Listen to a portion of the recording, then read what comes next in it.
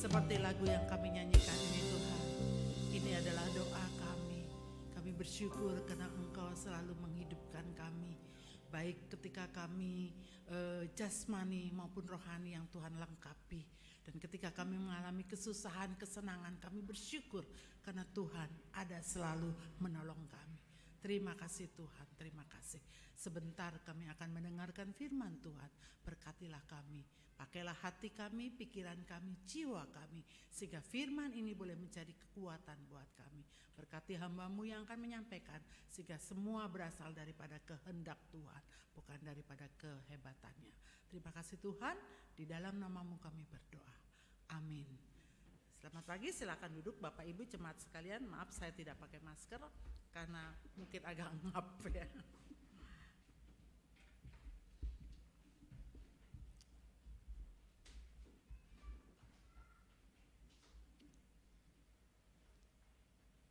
Ya. Firman Tuhan hari ini kita akan membaca bersama-sama dari Ibrani 13 ayat yang ke-1 sampai dengan yang kedua. Ibrani 13 ayat 1 sampai dengan 2.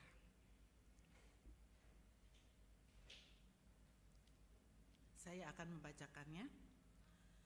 Peliharalah kasih persaudaraan. Jangan kamu memberi tumpangan kepada orang, sebab dengan berbuat demikian, beberapa orang dengan tidak diketahuinya telah menjamu malaikat-malaikat. Demikian firman Tuhan. Berbahagialah kita yang mendengarkan, melakukan, dan dapat mengaplikasikannya dalam kehidupan kita hari lepas hari. Firman Tuhan hari ini diberi judul meminta pertolongan dengan orang terdekat. Bapak Ibu jemaat sekalian, meminta tolong adalah sesuatu yang biasa, ya, sesuatu yang alamiah. Kenapa? Karena siapapun orang akan membutuhkan pertolongan. Iya bukan? Ya, semua orang pasti akan membutuhkan pertolongan dan semua orang pun akan ditolong dan menolong, ya. Enggak pandang bulu siapa dia, ya. Siapapun mereka.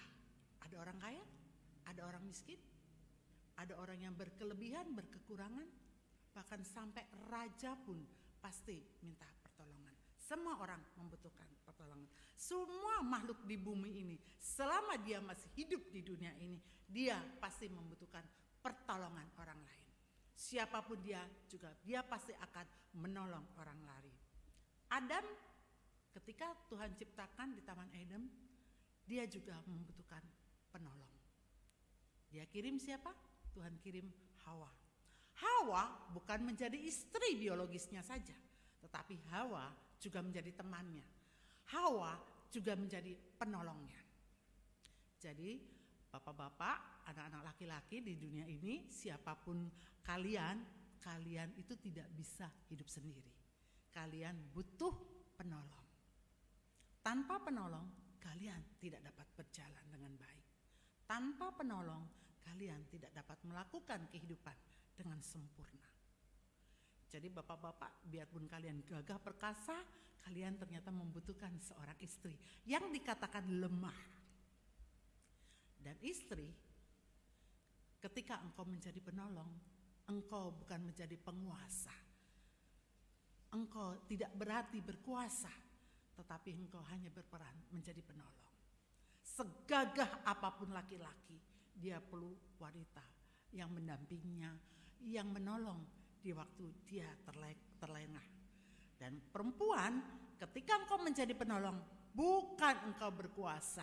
Ya, saya sudah lihat Pak Halewa dan istri senyum-senyum kiri kanan, makan sungguh mereka bergandengan tangan. Itu hal yang sangat-sangat luar biasa.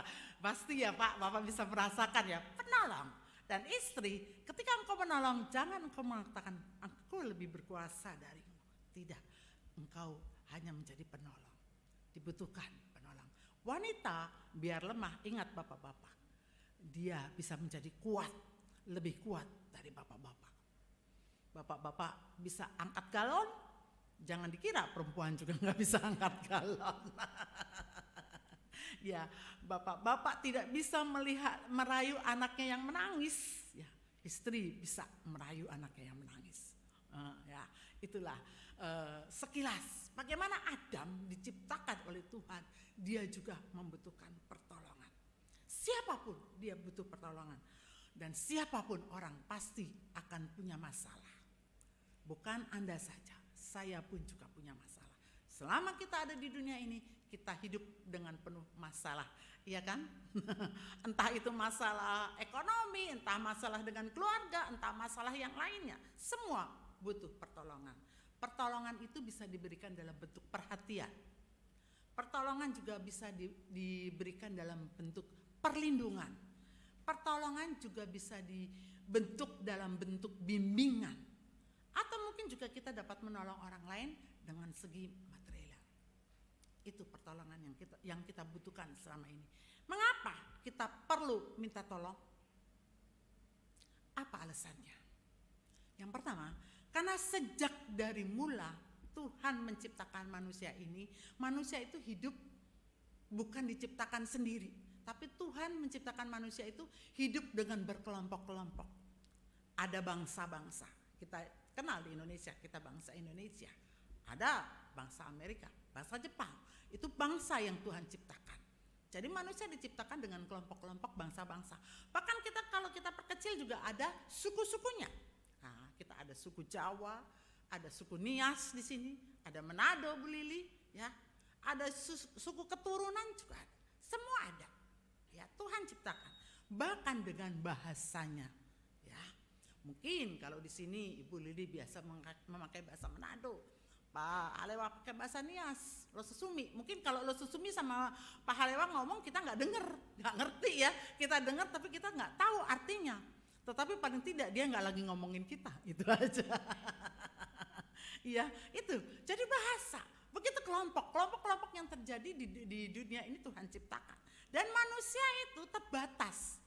Manusia itu terbatas dan dia tidak super. Enggak ada manusia yang mengatakan dirinya hebat, paling hebat, enggak ada ya. Ada kekurangan. Setiap manusia Tuhan ciptakan ada kelebihan dan kekurangan.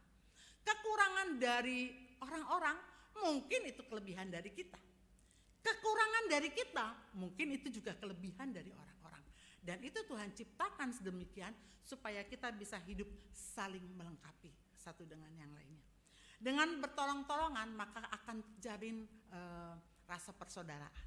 Dengan bertolong-tolongan pasti kita akan menjalin rasa mengasihi, rasa melayani, rasa saling sepenanggungan. Itulah adanya tolong-menolong. Saudara, kalau kita minta tolong, pasti nggak ujuk-ujuk ya. Nah, misalnya kita ya mungkin kalau pertolongan dalam bentuk minta doa, minta perlindungan, minta bimbingan, konseling gitu ya. Mungkin Anda bisa melakukannya, memintanya dengan orang yang mungkin bisa seketika ya, karena pada waktu itu ada masalah dan Anda membutuhkannya itu mungkin bisa. Tetapi pertolongan dalam bentuk yang lain mungkin nggak ujuk-ujuk, nggak asal Anda nggak mengenal saya nggak mengenal Anda, tapi ketika saya membutuhkan pertolongan saya langsung ngomong. Padahal saya nggak terlalu kenal dengan orang itu, misal katakan si A ya, saya nggak terlalu mengenal, tetapi saya membutuhkan, tiba-tiba saya datang dan saya minta pertolongan, pasti orang itu akan kaget, tercengang ya, wow ada apa ini kok tiba-tiba minta tolong saya. Begitu juga kan dengan persaudaraan ya, mungkin dengan silaturahmi dengan keluarga, kalau terjalin dengan baik, ada kedekatan, mungkin ketika kita membutuhkan pertolongan kita bisa langsung ya, karena kita merasa lebih dekat ya. Tetapi kalau misalnya ketemu aja jarang, ngomong aja jarang, nggak pernah say hello, asal pokoknya nggak pernah ada hubungan apa-apa. Tapi tiba-tiba dia telepon, terus ini loh Bu saya minta tolong gini, tentu kita kaget, iya kan ya. Jadi harus pertolongan itu harus diberikan adanya kedekatan dengan orang lain. Kalau Anda di rumah ya, pasti Anda punya keluarga, punya saudara ya.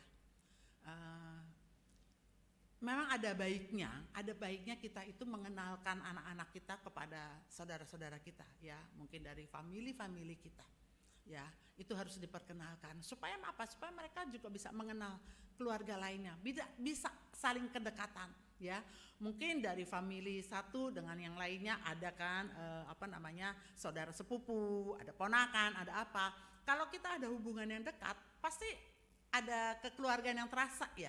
Kebetulan di keluarga saya memang sejak orang tua kami sudah nggak ada, kami jarang sekali bertemu. Ya, biasanya itu memang yang mempersatukan kami itu adalah orang tua ya. Ada orang tua itu kita, jadi ada acara Paskah kita kumpul, acara Natal kita kumpul, acara ulang tahun kita kumpul, wah kayaknya enak sekali. Tapi ketika terakhir papa saya nggak ada di bulan Februari, kita itu hampir nggak pernah ketemu. Masing-masing sudah hampir tidak pernah ketemu. Jarak, mungkin bukan hanya jarak ya, kayak mungkin memang merasa bahwa aduh mau ke rumah bapak, mau ke rumah eyang, siapa lagi yang mau dikunjungi, di sana sudah nggak ada siapa-siapa, seperti itu. Tetapi itu sebetulnya hal yang tidak baik ya, karena itu bisa mati obor istilahnya ya, kalau orang sekarang bilang bisa mati obor. Lama-lama kalau obor itu kalau sudah mati udah nggak ada gunanya lagi, nggak ketemu lagi. Nah itu seperti itu. Harusnya memang harus kita pertemukan. Saya udah bilang sama kakak saya dan beberapa adik-adik saya bilang kita harus tetap bertemu. Paling tidak Paskah, Natal kita ketemu, atau ulang tahun, atau paling tidak ke makam. Nah, kumpul gitu, ngumpul ya, yuk ke makam eyang yuk gitu. Kapan? Misalnya hari apa gitu, kita kumpul sama-sama. Itu harus ada perkumpulan, ada ikatan persaudaraan yang baik. Seperti itu. Saya juga tidak menyalahkan Bapak Ibu. Sekarang ini anak-anak susah kalau untuk diajak pergi, ya enggak? Apalagi anak saya udah gede-gede ya. Saya mau ke Cibubur aja, saya ajak anak-anak tuh belum pernah mereka mau. Dia bilang Cibubur belum nyaman, ya, belum enak. Nanti kalau udah enak baru kita, aku mau ke sana. Gentengnya belum ada, ininya belum dicat, belum enak nih katanya. Padahal kalau kita ngumpul sama-sama kan enak. Saya bilang kita bisa ngobrol sama-sama, apa sama-sama. Mungkin kita udah terlalu capek ya, kita hubungan juga udah nggak terlalu dekat. Saya ini sama anak-anak saya di keluarga saya, Bapak Ibu, terus terang makan bersama aja kita udah nggak pernah. Masing-masing makan sendiri. Ambil makanan tersedia di meja makan, tetapi masing-masing ambil makanan dan masuk ke kamar. Apalagi anak-anak saya ini ya, makannya katanya lebih enak di kamar. Itu sebetulnya hal yang tidak baik. Tidak ada tidak ada kedekatan seperti itu ya. Makan itu bukan asal kenyang, tetapi mungkin makan itu kita ada bisa ngomong satu dengan yang lainnya. Di keluarga saya itu sudah hampir tidak pernah terjadi, ya, kecuali mungkin di ulang tahun baru bisa ngumpul seperti itu ya. Kenapa? Saya juga tidak bisa menyalahkan, karena kesibukan kita masing-masing, ya. Jam makan mungkin jam 1, saat jam 1 saya belum pulang, anak-anak udah lapar ya, atau bapaknya juga belum pulang. Jadi seperti itu. Mungkin makan malam juga mungkin saya udah pulang, bapaknya yang belum pulang ya. Memang pada saat ini anak-anak saya kebetulan memang mereka lebih banyak di rumah gitu ya. Tetapi hal itu memang hampir nggak bisa kita untuk bersama-sama. Tetapi perlu kita dekatkan kembali anak-anak dan keluarga untuk bersatu ya. Yang namanya anak ini sekarang sudah gadgetnya itu sudah luar biasa ya. Mereka lebih senang di rumah. Contoh, saya dulu waktu masih remaja, pemuda, yang namanya ke gereja itu paling senang. Paling senang kenapa? Karena setelah kebaktian selesai, kita antar teman bisa ngobrol, bisa jalan, kita bisa naik sepeda sama-sama. Jadi kadang-kadang mama saya suka marah ya, kebaktian itu jam 8 sampai jam 10, tapi jam 5 sore kamu belum pulang. Ya, kadang-kadang mama saya sampai marah ya. Kadang-kadang bukan jam 5 sore, jam 7, jam 8 juga belum pulang. Kenapa? Karena kami sibuk dengan teman-teman. Wah, kayaknya tuh untuk berpisah tuh susah. Untuk mendapati hari Senin tuh kayaknya susah banget ya. Tapi anak sekarang selesai kebaktian, ayo bi pulang, ayo pulang. Iya enggak? Lebih senang, ayo pulang. Kenapa? Karena di rumah enak, bisa main game. Di rumah enak, bisa melakukan hal-hal yang dengan dunianya sendiri. Makanya itu salah satu contoh. Saya bilang sama anak-anaknya, zaman mami dulu, mami itu pergi camping, pergi naik ke sama teman-teman ya, dari mami SMP sampai kuliah, yang namanya Gunung Gede itu mami udah lewatin. Mami, anak-anak nggak percaya, dia ketawa, mami gitu, nggak percaya. Saya tunjukkan fotonya, benar. Saya sudah sampai Gunung Gede, sampai atas, sampai puncak. Saya ceritain di Gunung Gede itu ada kandang badak, ada ini. Mereka ketawa-ketawa. Kandang badak ada badaknya. Ya namanya saja, saya bilang. Saya udah pernah, saya bilang. Mami dulu sama teman-teman Mami begitu. Anak-anak sekarang enggak. Saya tanya sama Hizkia, pernah enggak kamu jalan-jalan naik gunung? Enggak. Enggak pernah. Teman-teman enggak pernah. Ya kenapa? Karena memang kurang ada kedekatan dengan yang lainnya. Hari ini kita mau belajar bagaimana kita dekat dengan keluarga. Kita juga dekat dengan orang lain. Contoh, Maria pun pada waktu itu dia mengunjungi saudaranya Elizabeth. Ya, di Alkitab pun dikatakan, ya, saling berkunjung itu penting. Maria mengunjungi Elizabeth, saudaranya. Ada satu keterikatan satu dengan yang lain. Ada satu sukacita, ya, ketika Maria bisa mengunjungi saudaranya Elizabeth, dan mereka adalah orang-orang yang dikarunia Tuhan untuk diberikan kesempatan. Maria diberi kesempatan untuk mengandung Yesus. Ya, ada kedekatan satu dan yang lainnya. Dan ketika kabar gembira itu disampaikan, mereka bisa saling merasakan, aduh, ikut senang ya, ikut senang gitu. Dan ketika kita ke rumah saudara kita menceritakan ketika kita punya masalah, mereka pun juga mungkin akan merasakan sakitnya, ketidakenakannya mengalami itu. Jadi ada hubungan yang baik. Saudara, silaturahmi itu penting. Penting sekali. Budaya leluhur yang ada di Indonesia ini pun perlu dipertahankan. Ya. Mendekati 17 Agustus, kembali saya juga mengingatkan. Kemerdekaan itu bukan dari kita, tapi kemerdekaan itu daripada pejuang-pejuang. Dan hari ini pun kita juga masih berjuang. Ya, khususnya untuk anak-anak muda, kita masih berjuang. Berjuang melawan apa? Melawan kemalasan. Berjuang melawan ketidaknyamanan, berjuang melawan kekerasan. Kita perlu berjuang untuk melawan semuanya itu supaya ada kesehatian dengan saudara-saudara lainnya.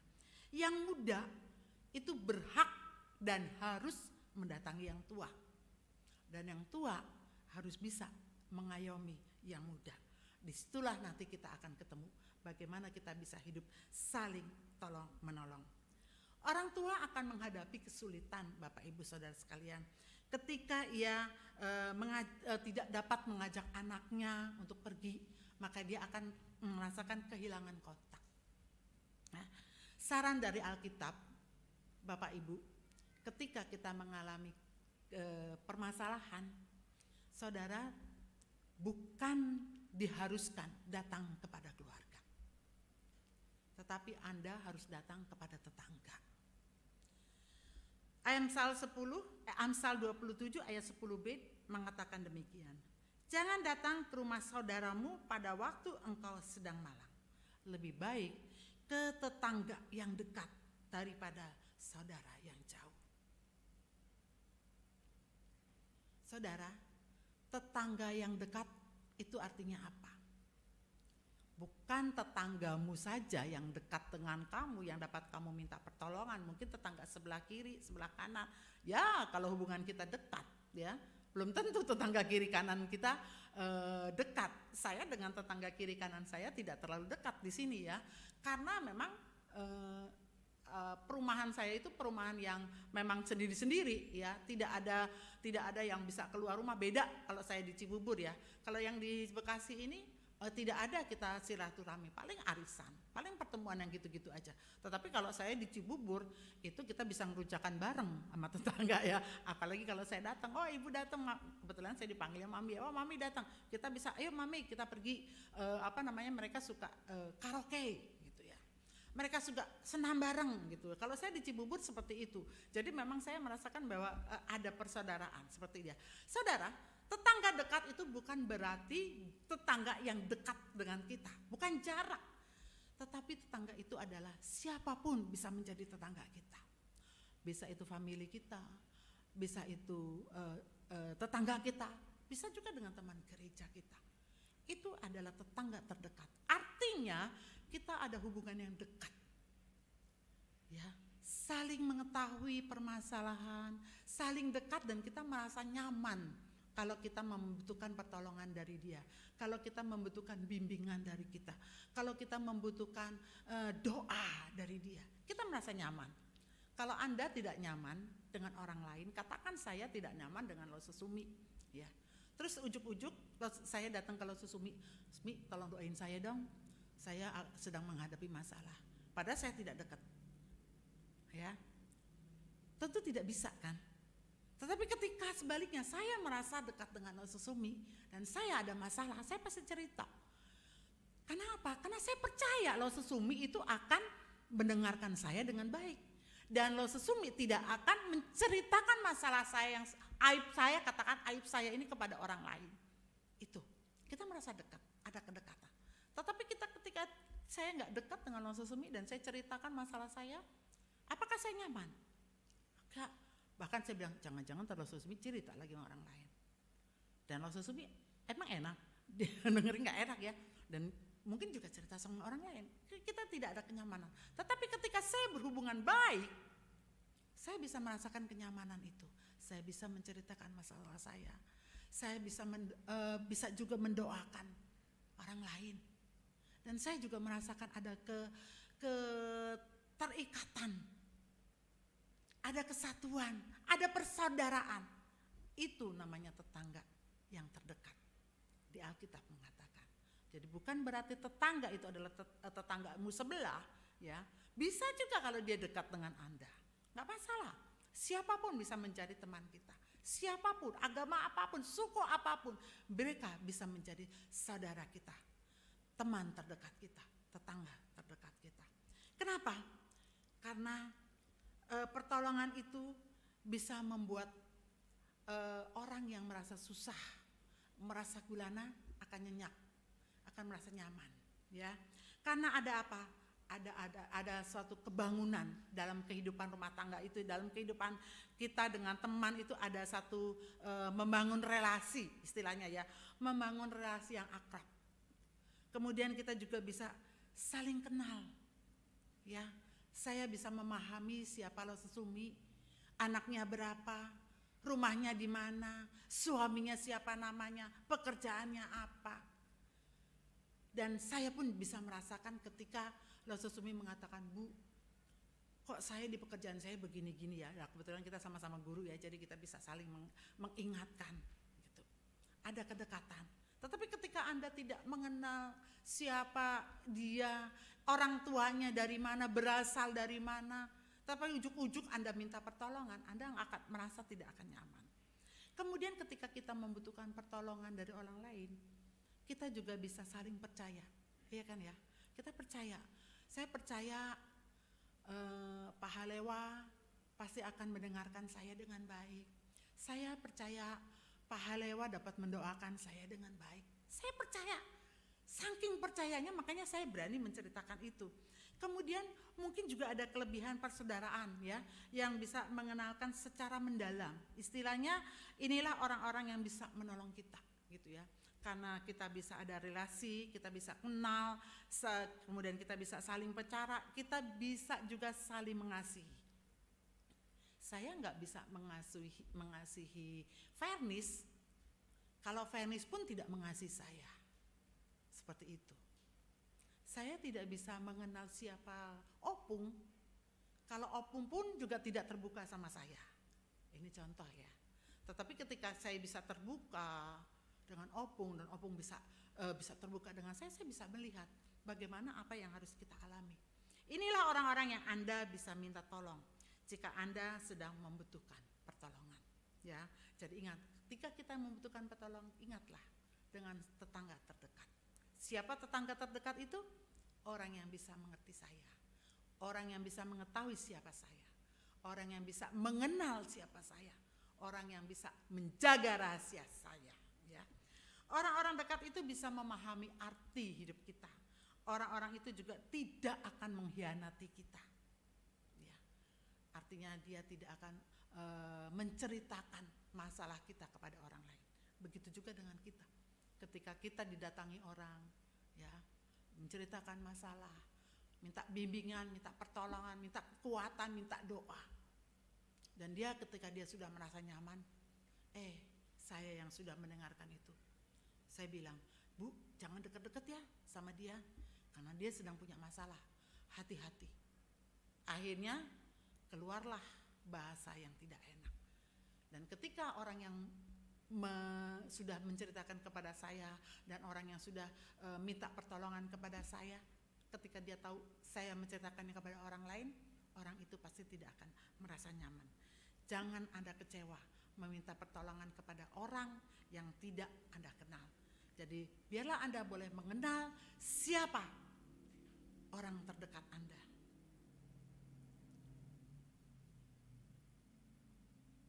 Anda mengenal Tuhan Yesus?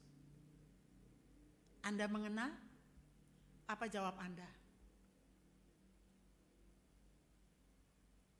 Apa jawab Anda?